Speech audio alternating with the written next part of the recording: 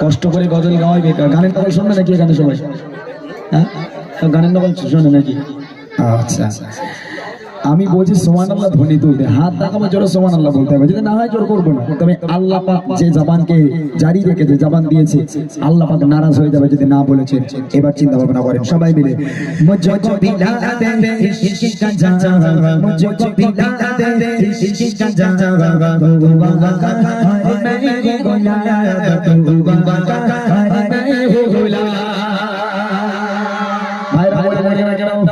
একটা কারোর বিয়ে হবে না কিন্তু বলে দিচ্ছি, যদি আওয়াজ না দিচ্ছি একটা কারোর বিয়ে হবে না, আল্লাহ পাক নারাজ হয়ে যাবে, আল্লাহ পাক রাগ করবে। এই নিশি রাত্রিবেলা একবার জোরে ডাকো, আমার আল্লাহ নামায় আমলে পাহাড় পাহাড় সব তুলে নেকি দেবে। সবাই মুঝকো পিলা দে ইশক কা জাম, মুঝকো পিলা দে ইশক কা জাম, তু বাবা मैं गोला तू बाबा मैं गोला।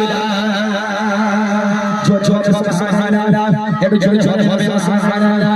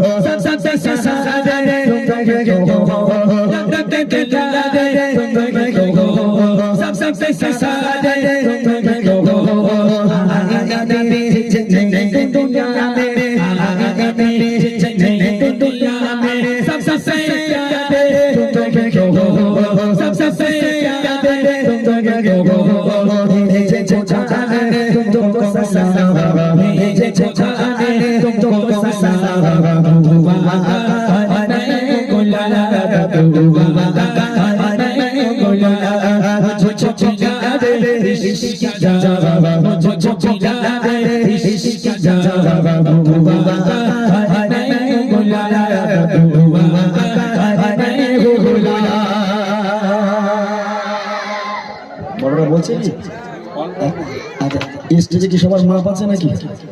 আল্লাহ শুধু দর্শকের? হ্যাঁ, জোরে বলতে হবে ভাই, এটা গান বাজার অনুষ্ঠান নয় যে হাত তালি দাও ভাই, জোরে হাত তালি দাও, দিলে ভালো না দিলে কোনো ব্যাপার নেই ভাই। বিশ্বাস করুন, একজন হাফেজকারী মাওলানা আমি না জেনে বলছি না, যদি আল্লাহর নাম আমি যে নিতে বলছি না, আপনারা যদি মুখ বন্ধ করে থাকেন আল্লাহ লানত করবে আপনাদের উপর। কেন বলি?